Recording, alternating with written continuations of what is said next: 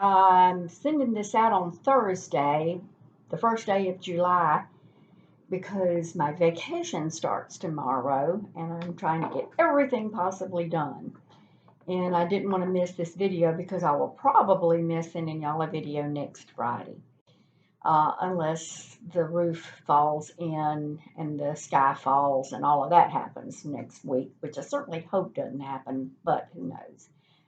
I don't have much to talk about today either. It has been a gratefully silent and easygoing week, which after the last couple of months, we certainly did deserve that.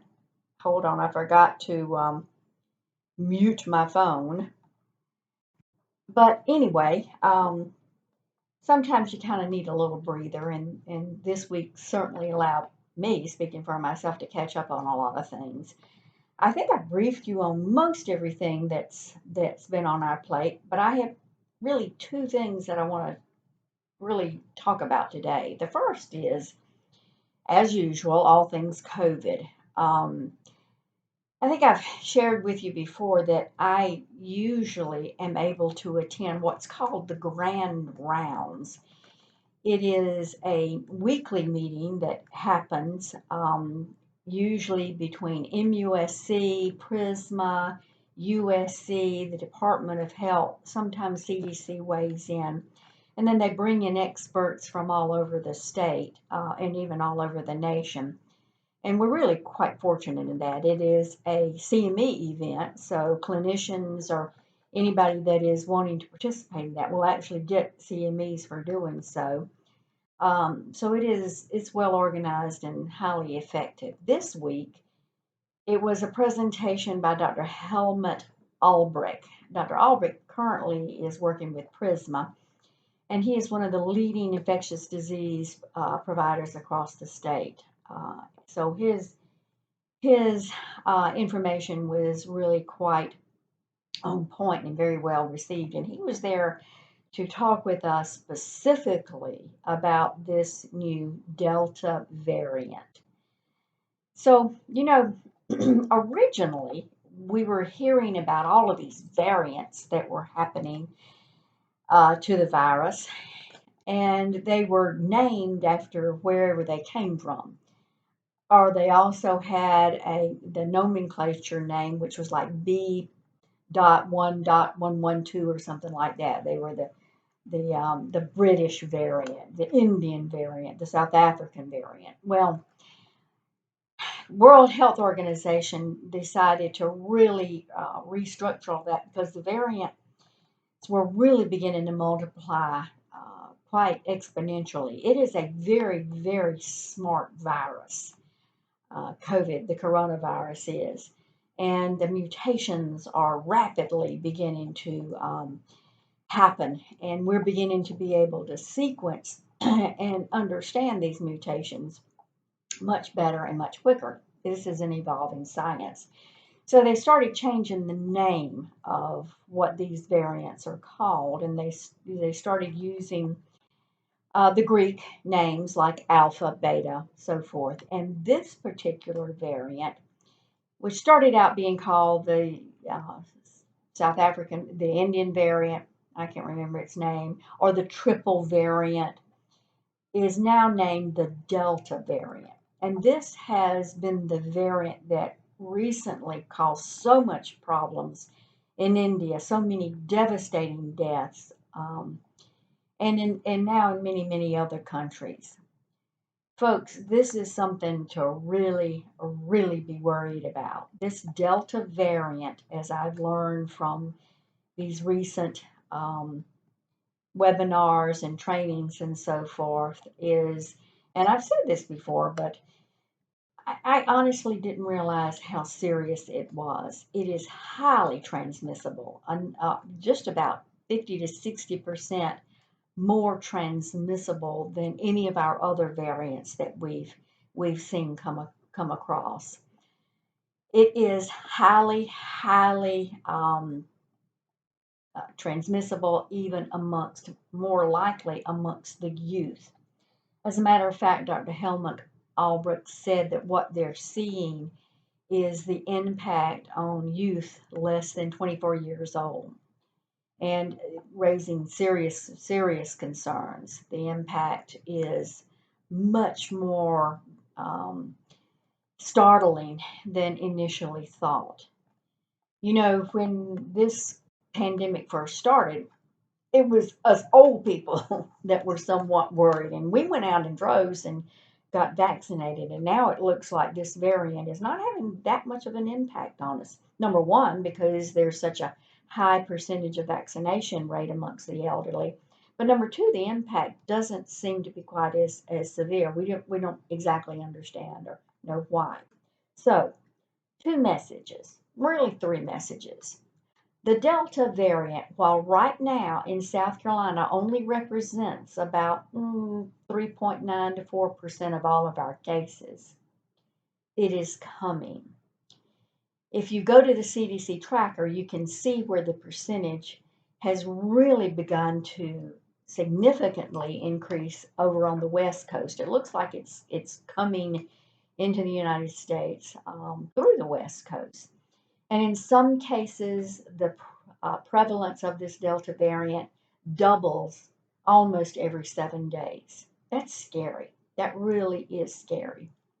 How rapidly and fast it doubles due to its transmission rate, due to its how good it is in being able to be transmitted amongst people.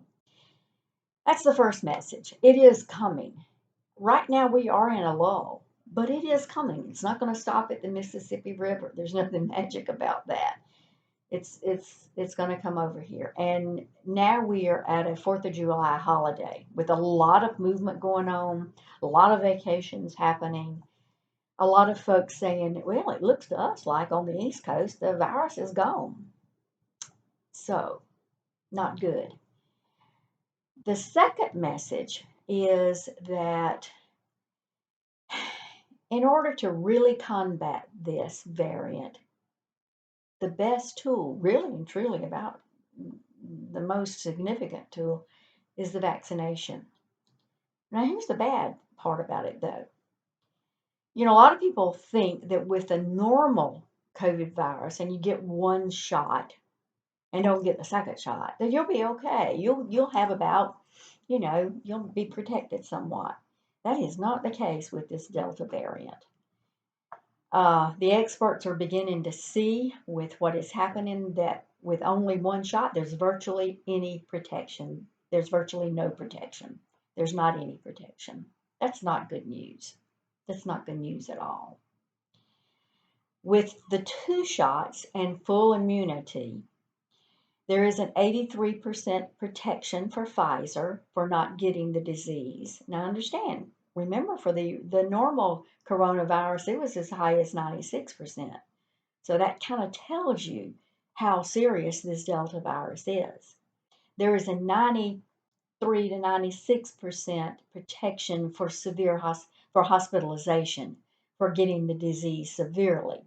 So in other words, those of us with two Pfizer or two Moderna vaccines and are fully immunized, we have there's an 83% chance that we were fully protected and won't get the Delta variant or the virus at all. If we do get it, there's a 96% chance that we will avoid hospitalization, and about that same amount with death. But that's only for the second shot and the full immunity, which is 2 weeks after that second shot. Folks, there are too many people out there that have decided that the one shot will do okay. I'm afraid they don't know what's coming. I'm afraid they don't fully understand the seriousness of this Delta and what it can mean and what it will mean on our youth. I'm really worried about that. So think about that. Let's spread the word. We're doing our part in terms of our media messages and Facebook and even our task force. So think about it. Do your own research. You know, I just listened to the webinar and I'll be very honest, and several people did join me on that webinar. And we heard the message of Dr. Helmut Albrecht real clear. His exact quote was, for people that are not immunized, and that includes only getting one shot or no shots, that the impact on Delta could be, quote, bad to devastating. I know we had a lot of plans we were thinking about, even thinking about pulling some more meetings together, even thinking about a staff meeting. But candidly, we got to wait and see what happens through July. We've got to wait and see what happens because these experts are really quite fearful that a pretty big surge could happen after the middle of July, toward the end of July. And we certainly don't want to get caught in that. Please, please stay safe. There is still a virus out there. It's now got the possibility of being a highly, highly contagious virus that transmits amongst ourselves very quickly, very easily, and has a pretty devastating impact. With only 40 some odd percent of our state, across the state, fully immunized, that's not good.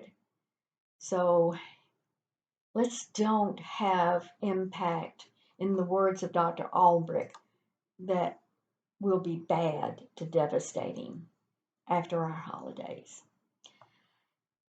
The last part of my message is pretty simple. Congratulate the lab. They had a Joint Commission survey this week, and they came out with good results. I'm very proud of that. They worked very hard to accomplish that Joint Commission survey. We're proud of them, and we really appreciate their diligence and their hard work. So kudos to the lab. Y'all have a very good 4th of July, but please be safe. Be mindful, be careful, and help other folks understand the virus is not gone. It is mutating just as fast as it can, and it's going to be with us for a little while. So we still have to be safe. We have to be strong, as we are. Y'all have a very good one, though. I may or may not talk to y'all next week. We'll see. Bye bye.